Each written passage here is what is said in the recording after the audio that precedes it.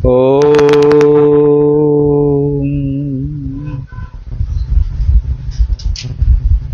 श्री रामचंद्राय नमः। राम रमेति रामे रमे मनोरमे सहस्रनाम तुल्यानाम राम नाम वरानने। ओम भगवान रामचंद्राय नमः। শ্রী শ্রী গুরু গৌরাঙ্গ জয়ত।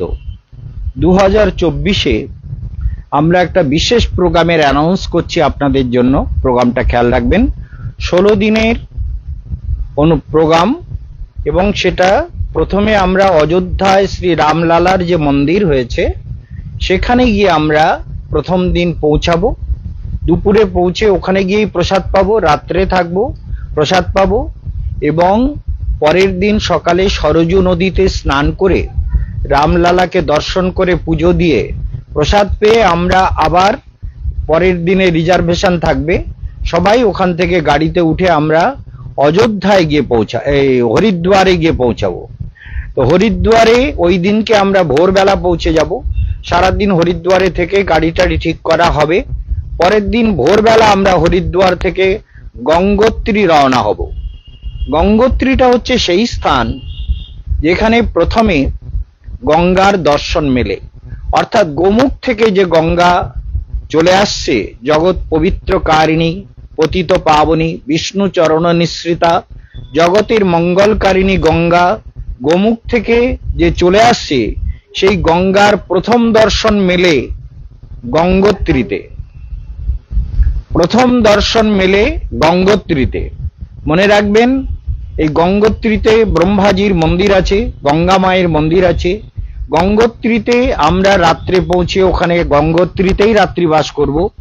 সকালবেলা গঙ্গোত্রীর গঙ্গায় মা গঙ্গার পতিত পাবনী ধারায় স্নান করে পুজো দিয়ে আমরা জল খাওয়ার ওখান থেকে খেয়ে রান্না বান্না করে নিয়ে গাড়িতে করে চলে আসব।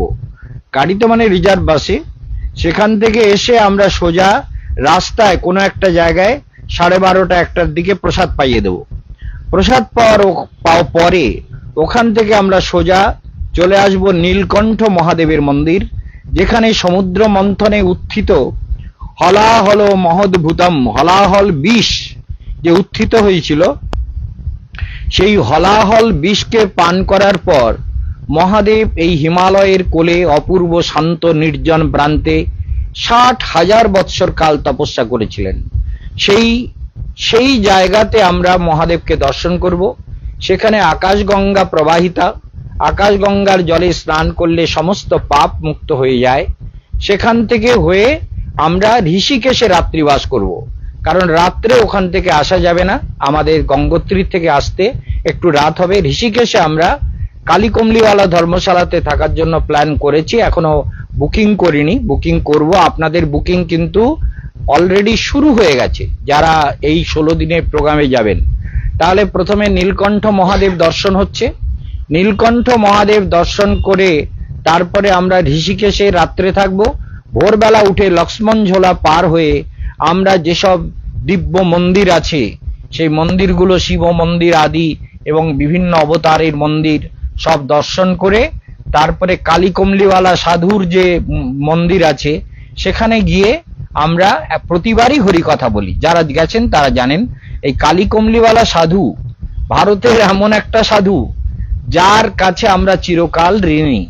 কারণ সারা হিমালয়ে যত চটি, এখনকার দিনে না, এখন তো গাড়ি হয়েছে, যখন আমার গুরু মহারাজ হিমালয়ে পরিক্রমা করেছেন তখন দেখা যায় যে সমস্ত চটিতে মানে যতটুকু একদিনে হাঁটা যায় ঠিক ততটা দূরত্বে তিনি একটা করে চটি করেছেন। কে? কালীকমলিওয়ালা সাধু।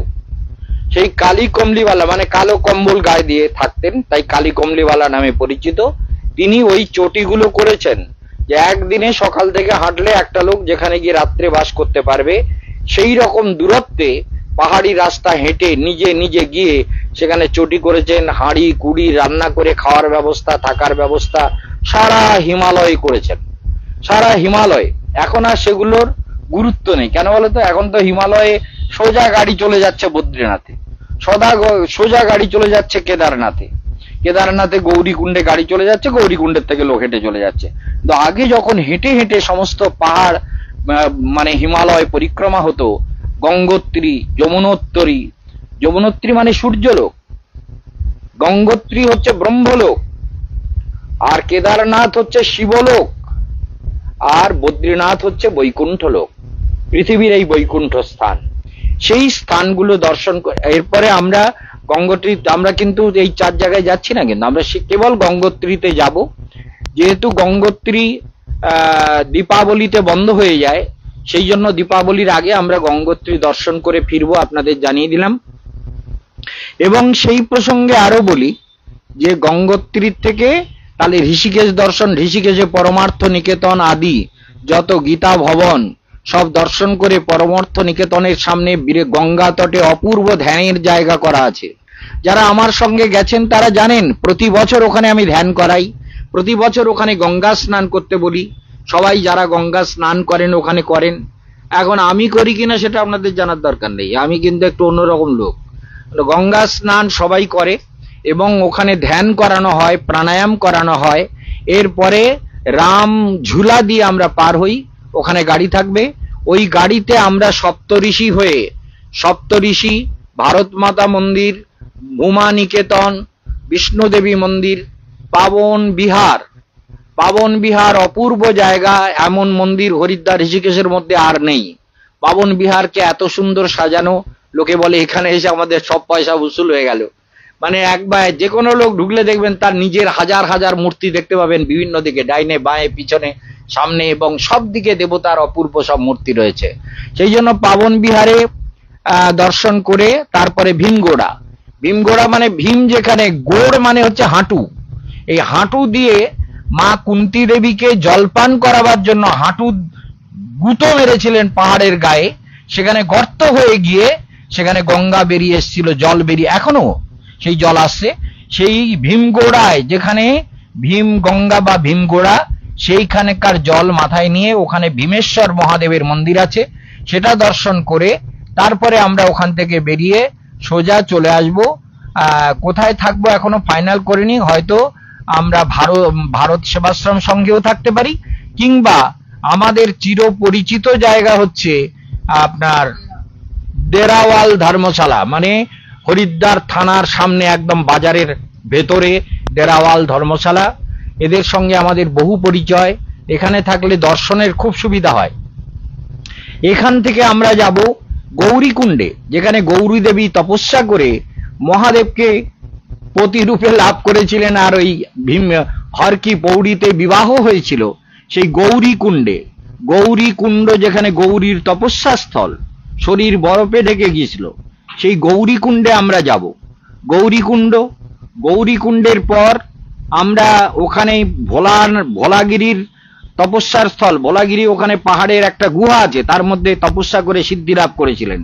ভোলাগিরির নাম শুনেছে তো, সিদ্ধ ভোলাগিরি বাবা। তো সেই ভোলাগিরির ওখানে তপস্যা সিদ্ধ পীঠ আছে, আর গৌরী দেবীর গৌরী কুণ্ড আছে, সেই জল মাথায় দিলে, পান করলে মানুষের সারা জীবনের পাপ নষ্ট হয়।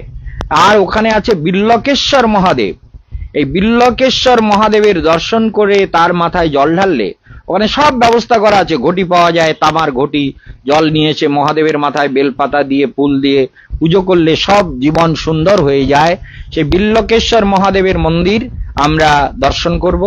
সবাইকে বলে দিই, বিল্লকেশ্বর মহাদেবের মন্দির, এবং তারপরে আমরা যাব মনসা দেবীর মন্দির। যারা হাঁটতে পারবেন না তারা রোপে করে চলে যাবেন, রোপের ভাড়া নিজেকে বহন করতে হবে, কিন্তু আমরা প্রতি বছর হেঁটে যাই, আমি নিজে হেঁটে যাই। আমার তো হার্ট অপারেশন, গলব্লাডার অপারেশন, 32 বছরের সুগার, তো আমি হেঁটে যেতে পারি, আপনারা যেতে পারবেন না? 67 বছর তো বয়স মহারাজের, তো বুঝতে পারছেন না, হেঁটে যাবেন। আর যারা পারবেন না বলে, না মহারাজ আমরা পারবো না, আমরা এই দেখুন না খেয়ে খেয়ে কিরম মোটা হয়েছি, ভুঁড়িটা কিরকম বাড়িয়েছি। সেদিন একজন ডেপুটি কমিশনার এসেছিলেন, তিনি বলে, আমি বললাম এই এত বড় ভুঁড়ি বাড়িয়েছেন কেন আপনি? বলে পুলিশ টাকা খায় জানেন না, টাকা খেয়ে খেয়ে তো এত বড় ভুঁড়ি হয়েছে। আমি সর্বনাশ, আপনি তো মহাচোর। বলে আপনিও তো আমার টাকা নিচ্ছেন, তাহলে আপনিও চোর। আমাকে চিন্তা, ডেপুটি কমিশনার। আমি বলে আমি চোর? আমি তো পরিশ্রম করে টাকা নিচ্ছি, আর আপনি লোকের কাছে ঘুষ খেয়ে খেয়ে পেট বানিয়েছেন। যাই হোক, এখন এখন মূল প্রশ্ন হচ্ছে, রিটায়ার করেছেন অবশ্য এখন, না হলে যদি সার্ভিসে থাকতেন বলতাম না, তাহলে লোকে খুঁজে বের, নামটা বলবো না, নামটাও সুন্দর একটা নাম। যাই হোক, এখন তার বৌমা এসেছিল, খুব ভক্তিমতী মেয়ে। এখন প্রশ্ন উঠে দাঁড়াচ্ছে যে আমরা এখানে বিল্লকেশ্বরের পূজা করে মনসা দেবীর মন্দিরে যাব। মনসা মন্দিরে পুজো দিয়ে মনসা কিন্তু মনসা মানে সাপের দেবী না, এখানে মনসা মানে মনের সংকল্প পূর্ণ হয় যে দেবীর চরণে পুজো করলে, মনের থেকে সৃষ্টি যে দেবী। এই জন্য হরিদ্বার হচ্ছে দেবভূমি, ঋষিকেশ দেবভূমি, গঙ্গোত্রী, যমুনোত্রী, এই নীলকণ্ঠ এসব দেবভূমি। এই দেবভূমিতে আমরা ভ্রমণ করব। তারপরে আমরা যাব কোথায়, ভালো করে শুনে নেবেন, প্রত্যেকটা প্রোগ্রাম সবাই শেয়ার করে দেবেন। এখান থেকে আমরা যাব কোথায়, আপনার কঙ্খল। কঙ্খলে যেখানে দক্ষ যজ্ঞে সতী দেহত্যাগ করেছিলেন, সেই দক্ষের যজ্ঞস্থলে ওখানে গিয়ে দক্ষ যজ্ঞ সম্পর্কে ব্যাখ্যা হবে। তারপরে ওখান থেকে দক্ষ যজ্ঞ দেখে পেছনে একটা শীতলা মাতার মন্দির আছে, দেবী মন্দির, সেটা বহু প্রাচীন মন্দির, 1000-1500 বছর পুরনো দেবী মন্দির। সেটা দর্শন করে তার পেছনে মা আনন্দময়ী মার আশ্রম আছে, যেখানে অনেকগুলো রুদ্রাক্ষ গাছ আছে। এই রুদ্রাক্ষ গাছে রুদ্রাক্ষ দেখতে পাবেন।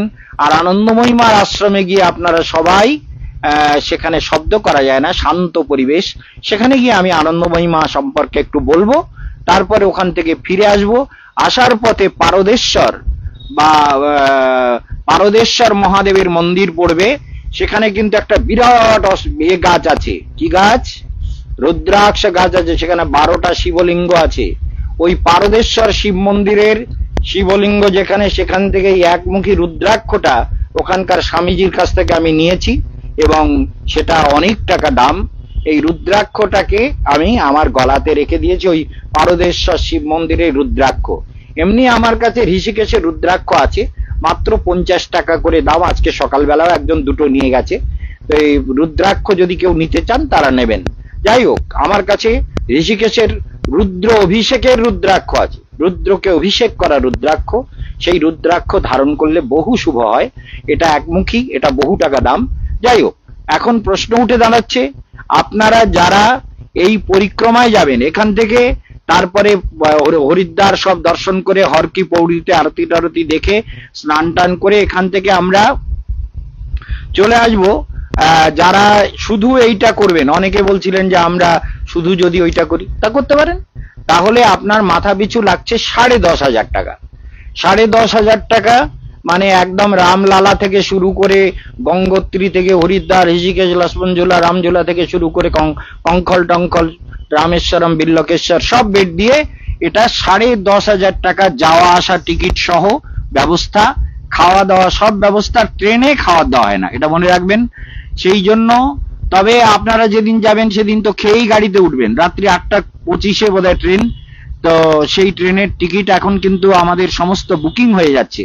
বুকিং এ দেরি করবেন না, সেই জন্য বুকিং হয়ে যাচ্ছে, দ্রুত বুকিং শেষ করবেন, সবাইকে জানিয়ে দিলাম।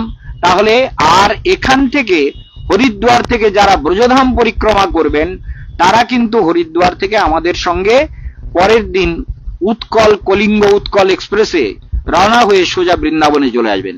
বৃন্দাবনে মাথা পিছু লাগবে মাত্র 7,000 টাকা, অর্থাৎ টোটাল 17,500 টাকা লাগবে পুরো পরিক্রমাটা করতে। বৃন্দাবন 84 ক্রোশ, রিজার্ভ বাসে সব জায়গায় ভ্রমণ। যদি কেউ বলেন যে আমরা হাঁটতে পারবো না, পাহাড়ে চড়তে পারবো না, তাহলে 150 টাকা করে বেশি দিলে মাথা পিছু আমরা গাড়ি করে পাহাড়ে তুলে দেবো। বদসানায় তো পুরো উঠে যাবেন, নন্দগ্রামেও প্রায় 3 ভাগ উঠিয়ে দেবে, অল্প একটুখানি হেঁটে যেতে হবে, এসব হবে। এবং বহু জায়গায়, যেমন লক্ষ্মী দেবীর মন্দির, বেলবন, এখানে গাড়ি যাবে কিন্তু বাস ঢুকতে পারে না। তো সেই জন্য গাড়িতে করে গেলে সোজা লক্ষ্মী দেবীর মন্দিরের সামনে গিয়ে গাড়ি দাঁড়াবে, গাড়িতে করে দর্শন করে আপনি ফিরে আসবেন।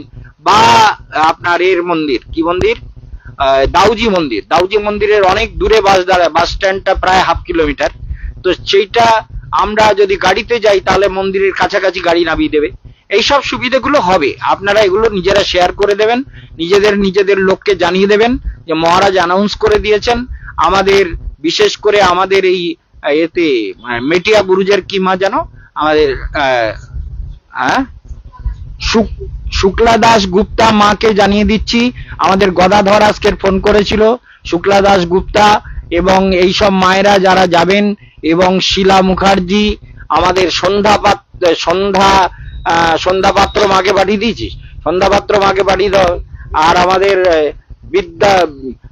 কি হচ্ছে বিদ্যাপতি নাকি পদ্মাবতী মাইয়াকে পাঠিয়ে জানিয়ে দেওয়া হয়েছে সব, আর আমাদের মদন মোহন সাধু, এরা সবাইকে জানিয়ে দেওয়া হয়েছে, এবং সবাইকে প্রোগ্রাম, সুজাতা রায় আর বহরমপুর, এবং যদি আমাদের মৌসুমী মা যায়নি, মৌসুমী মা যদি এবার যেতে পারে, মৌসুমী মা যে গেলে খুব ভালো হয়। আমরা আমাদের আশ্রমের কত সেবা করে, কত ভাবে গুরুদেবের জন্য চিন্তা করে, সেই জন্য তাদেরকেও জানিয়ে দিচ্ছি যারা যেতে চায় বর্ধমানের বিভিন্ন প্রান্তে, সবাই এই প্রোগ্রামটা শেয়ার করে দেবেন।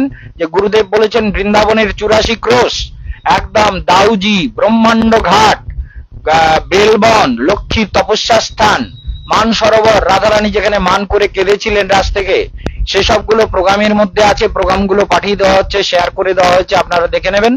আর তার সঙ্গে সঙ্গে বৃন্দাবনের সমস্ত মন্দির, মানে বৃন্দাবনের ভেতরে চলে সময় ভেতরে চলে, বৃন্দাবনের সমস্ত মন্দির, তার মধ্যে বিশেষ করে যে মন্দির রয়েছে সেটা হচ্ছে কাত্যায়নী মন্দির, গোবিন্দ মন্দির, যেখানে বলেন সোনার তাল গাছ, যেখানে 86 মণ সোনা আছে, সেই রঙ্গনাথজির মন্দির, লালাবাবু যেখানে গিয়ে সব ত্যাগ করে তপস্যা করে ভগবানকে লাভ করেছিলেন, লালাবাবুর মন্দির, গোদা বিহার, যেখানে তুলসীদাস ভগবানকে রাম রূপে দর্শন করেছিলেন, সেই গোদা বিহার, এবং গোপীশ্বর মহাদেব যিনি গোপী রূপে রাসমঞ্চে প্রবেশ করেছিলেন, এবং রাসমঞ্চ মহারাসস্থলী, সেখানে আপনারা দেখতে পাবেন মহারাসস্থলী।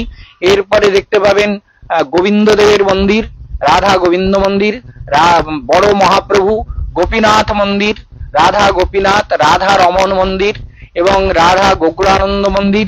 এছাড়া আপনারা আরো দেখতে পাবেন যেগুলো, সেগুলো হচ্ছে নিধুবন দর্শন করে মীরাবাই যেখানে বৃন্দাবনে গিয়ে ভজন করেছিলেন, সেই নিধুবন আপনারা দেখতে পাবেন, নিধুবনে দর্শন করানো হবে। নিধুবন দর্শন করে আমরা ইমলিতলায় যাব, যেখানে মহাপ্রভু গিয়ে যমুনার শোভা দেখে আকুল প্রাণে কৃষ্ণ কীর্তন করেছিলেন। সেই যে ইমলিতলা, ইমলি মানে তেঁতুল তলা, ইমলি শব্দের অর্থ তেঁতুল, তো ইমলিতলায় মহাপ্রভু বসেছিলেন, সেই মহাপ্রভুর পাদপীঠ আপনারা দর্শন করতে পারবেন ইমলিতলায়, ইমলিতলা দর্শন। তারপরে সেবাকুঞ্জ বা নিকুঞ্জবন, যে নিকুঞ্জবনে ভগবান প্রতিদিন রাত 9টায় গিয়ে 12টা পর্যন্ত যেখানে ভগবান প্রতিদিন লীলা করেন, সেই নিকুঞ্জবন, সেবাকুঞ্জ, সেই সেবাকুঞ্জের অপূর্ব সুন্দরতা বা সেগুলো দর্শন করে ফেরার পথে বিশেষ করে বঙ্কবিহারী, বৃন্দাবনের 2টো মন্দির হচ্ছে স্বয়ং প্রকট বিগ্রহ, কথাগুলো মনে রাখবেন। এই ভারতবর্ষ না, হিন্দু ধর্মকে যারা বিশ্বাস করেন, যারা হিন্দু সনাতন ধর্মের বিশ্বাসী, তারা মনে রাখবেন ভারতবর্ষে চিরন্তন ভগবানের লীলাভূমি। এই রাধা রমণজি স্বয়ং প্রকট, একে কোনো শিল্পী তৈরি করেনি, অপূর্ব রাধা রমণের বিগ্রহ স্বয়ং প্রকাশিত। তেমনি বঙ্কবিহারী, সেটা নিধুবনে যেখানে বাঁকি বিহারী প্রকট হয়েছিলেন, স্বয়ং প্রকট, কেউ তৈরি করেনি। বাঁকি বিহারীকে দেখলে আমি যে কত রূপে দেখি তার ঠিক নেই, কত রূপে দেখি সব বলতে চাই না, কিন্তু ওই বাঁকি বিহারী, যে বাঁকি বিহারী স্বয়ং, মানে কোনো শিল্পীর তৈরি নয়, স্বয়ং প্রকটিত বিগ্রহ বাঁকি বিহারী। এই বাঁকি বিহারী মন্দির এবং তার সঙ্গে মদন মোহন এবং সমস্ত মন্দির, শ্যামসুন্দর মন্দির, দামোদর মন্দির, সমস্ত মন্দির দর্শন করে হচ্ছে কালীয় দহ, যেখানে কৃষ্ণ কালীয় দমন করেছিলেন, এবং কালীয় দমনের পর যেখানে বসে ভগবান বা দ্বাদশ আদিত্য তাকে যেখানে তাপ দিয়েছিলেন, সেই কালীয় দহ মন্দির, কালীয় দহের সেই দ্বাদশ আদিত্য টিলা আদি আপনারা সব দেখতে পাবেন। এই পরিক্রমার পরে আমাদের যজ্ঞ হবে, যজ্ঞটা আমরা এগিয়ে দিয়েছি, আপনাদের বলে দিই। অর্থাৎ আমাদের যে বিগ্রহ প্রতিষ্ঠার দিন, সেদিন আমি থাকবো, থেকে এখানে অভিষেক করব, কিন্তু যজ্ঞ যেটা হবে, শ্রী শ্রী রাধা মাধবের অভিষেক যেটা হবে, সেটা হচ্ছে 15ই নভেম্বর। কিন্তু গীতা মহাযজ্ঞ হবে, যে বর্ণাঢ্য শোভাযাত্রা, যমুনা পূজন, অন্তে শ্রী শ্রী গীতা মহাযজ্ঞ, সর্বজনীন প্রসাদ বিতরণ। সেটা হচ্ছে 3রা নভেম্বর। নভেম্বরের 3 তারিখে গীতা মহাযজ্ঞ আপনারা থাকতেই হবে, কারণ গীতা মহাযজ্ঞ অনেকের প্রিয়, অনেকেই গীতা মহাযজ্ঞে দান করেন, তাদের ইচ্ছা যাতে পূরণ হয়, সবাই গীতা মহাযজ্ঞে যাতে থাকতে পারেন। বিরাট বর্ণাঢ্য শোভাযাত্রা হয়, ব্যান্ড পার্টি থাকে, কীর্তন দল থাকে, মাইক থাকে, নাচতে গাইতে মহা আনন্দে সমস্ত বৃন্দাবনকে মাতিয়ে আমরা এসে রাধা মাধবের সামনে শোভাযাত্রা শেষ করে গীতা মহাযজ্ঞ শুরু হয়। 1টার মধ্যে যজ্ঞ প্রায় 1:30টার মধ্যে সমাপ্ত হয়। 1:30টার থেকে প্রসাদ বিতরণ শুরু হয়ে যায়। সেই জন্য আপনাদের সবাইকে জানিয়ে দিলাম যে তারপরে কিন্তু 15ই নভেম্বর রাধা মাধবের, যেহেতু রাস পূর্ণিমায় রাধা মাধবের প্রতিষ্ঠা হয়েছিল, সেই জন্য 15ই নভেম্বর আমরা ওটা ডাইরেক্ট লাইভ টেলিকাস্ট করব বৃন্দাবন থেকে। সেটা 15ই নভেম্বর, সেটা রাধা মাধবকে অভিষেক করা হবে, গৌর সুন্দরের অভিষেক হবে, অষ্টধাতুর বিগ্রহগণ রয়েছেন এবং রাধা মাধবের প্রস্তরময় বিগ্রহ রয়েছে, সব সেখানে অভিষিক্ত হবেন রাধা মাধব। সেটা 15ই নভেম্বর। কিন্তু 3রা নভেম্বর গীতা মহাযজ্ঞ। এইভাবে প্রোগ্রামের সমাপ্তি। 4ঠা নভেম্বর ভোরবেলা, সোমবার পড়েছে, সেদিন ভোর 5টায় গাড়ি, মনে রাখবেন, সেই জন্য ভোরবেলা বেরোতে হবে। 5টায় ট্রেন, 4:30 না 5টায়? 5টায় ট্রেন। যেহেতু আপনাদের না আসার সুবিধা এইটা, ওই ট্রেনটা ওখানে দাঁড়িয়ে থাকে। আপনারা যদি তাড়াতাড়ি চলে আসতে পারেন, এসে যার যার সিটে যে যার উঠে গেলেন। গাড়িটা মথুরায় দেয়, ওরা বাইরের থেকে আসে না, ওটা মথুরা থেকেই ছাড়ে। ওটা চম্বল এক্সপ্রেস, নামটা চম্বল এক্সপ্রেস। ট্রেনটা ওখানেই দাঁড়িয়ে থাকে, অতএব আপনাদের অসুবিধা হওয়ার কথা না। সবাইকে অনুষ্ঠানটা জানিয়ে দিলাম। এইবার আমাদের এটাকে আগে শেয়ার করে দাও, দিয়ে দেবো।